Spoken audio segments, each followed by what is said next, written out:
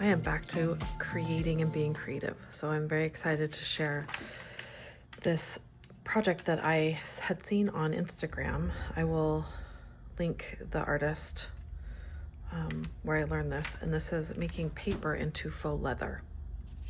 So I just have a bunch of this craft paper. It's not very thick, it's very pliable. You can use paper bag if you want the brown effect. You can use copy paper, and you can like tea dye it. Because leather is a natural organic material, going with kind of a brown makes sense to me. So the materials that I used was this, and then I wanted to explore and figure out which kind of substrate worked best to create kind of the softness for the paper. So I used lotion. This is just stuff I had.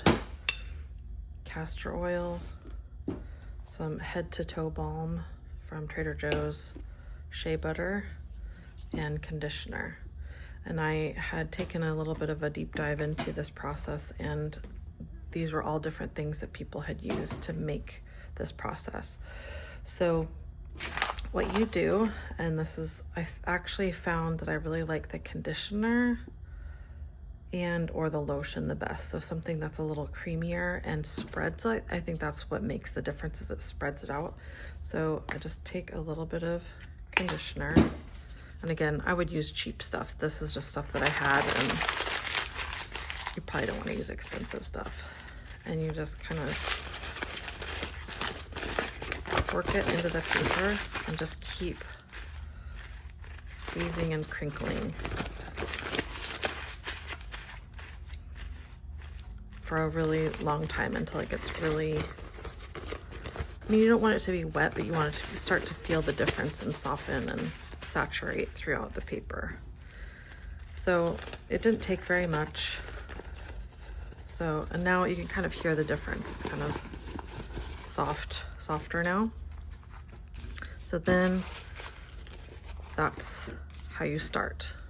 So the next step that you would do, now that you have some of this, it's kind of coating the paper almost. I just took a really rough brush. You can use a paper towel or something, and make sure to spray. I just have a, I just was using burnt umber, so just a dark brown, and I just get it in there, and then I'm just gonna go over this whole thing.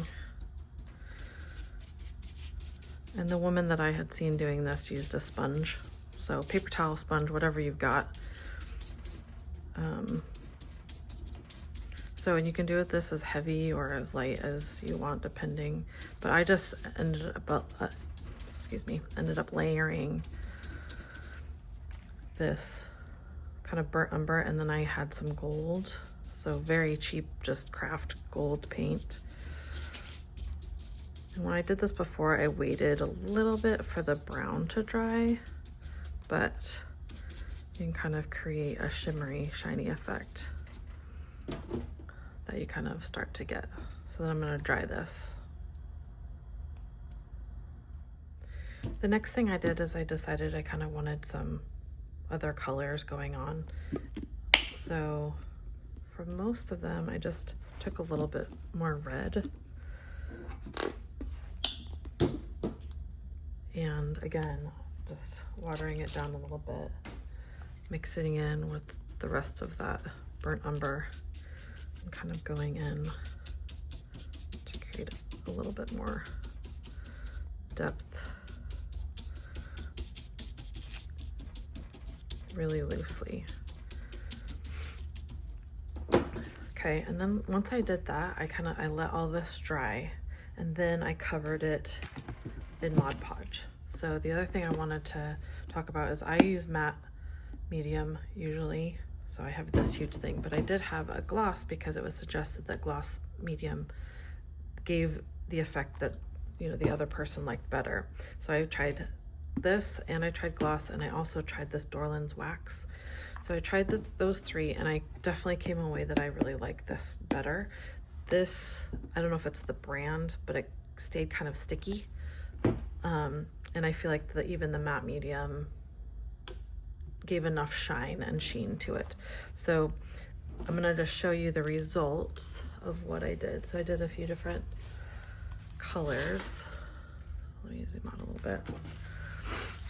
So this was, I'm just marking like which one did what. So this was the balm, this was the Trader Joe's balm, and really they all ended up turning out pretty much similar to each other. So you can kind of see how that is still shiny even with the matte medium. I went over this one with a tiny bit of this color after the Mod Podge, and then a little bit more gold. So that was the balm one. This is the conditioner. So this is still not dry right here, but I did a lot more of the Quin Magenta on this and then went over it with gold. But this was the conditioner, and I actually really I feel like this has a little bit more of a strong feel to it too. So that's the conditioner. This was the lotion, and I chose to do a indigo. I just had these left over. They're very expensive. I've just had them for so many years and I don't use them, and I thought it would be a good try. So the blue, I really like the blue. It looks really pretty.